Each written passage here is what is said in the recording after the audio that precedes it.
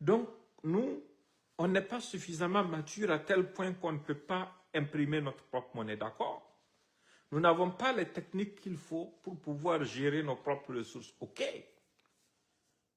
Mais à ce point, jusqu'à nous faire croire pendant toutes ces décennies que nous n'avons pas les propres capacités de nous informer nous-mêmes de ce qui se passe chez nous, il nous faut des financements de la France, des milliards de l'État français, octroyés à France Média Monde, pour chaque année, nous informer, nous Africains, et informer le monde sur l'Afrique. Mais c'est une humiliation. Les gens les ont laissés faire, parce que les gens ont négligé, les gens pensent que c'est rien du tout. Mais ils ont compris le jeu. Ils ont compris que nous avons compris. Parce que les gens ne les écoutent plus, principalement au Sahel. Donc, qu'est-ce qu'il faut faire? Il faut réfléchir à des initiatives. Mais comme ce sont des gens qui n'ont jamais réfléchi à un projet par eux-mêmes, ils ont attendu l'occasion quand nous avons voulu créer notre projet. Ils ont sauté sur l'occasion pour imiter en utilisant leurs services de renseignement et autres pour savoir ce que nous on préparait. Ils ont inventé leur histoire de Zoa là, en convertissant la page de France Média Monde pour anticiper, nous dévancer.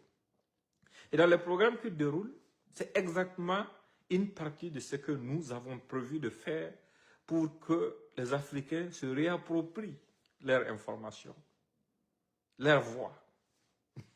Mais ils déploient la stratégie avec des milliards à l'appui. Mais c'est inutile. Pourquoi? Parce qu'ils n'ont pas toute la stratégie. Nous, on n'a même pas commencé. Ce que Nouvelle Afrique est en train de faire là, on n'a pas encore commencé. Hein. Non, non, non. Les journalistes n'ont même pas commencé leur boulot. Tous les programmes n'ont même pas commencé à fonctionner. C'est comme quand lors d'une cérémonie, le maître de cérémonie prend le micro et dit « Allô, allô, test, test, test » là. C'est ce que Nouvelle Afrique est en train de faire actuellement. Parce que qu'ils le veulent ou pas, c'est quelque chose qui va transcender les frontières. Nous allons même informer la jeunesse française, la jeunesse européenne même en général, à leur place, parce qu'ils n'ont pas la bonne information. Nous allons les informer sur des milliards qui sont dilapidés dans des projets machiavéliques au détriment de nous, nos peuples, et au détriment aussi de la jeunesse française et européenne, qui est désœuvrée. Un pays dans lequel le désespoir a atteint une proportion où plus de 8000 personnes se sont suicidées en 2023.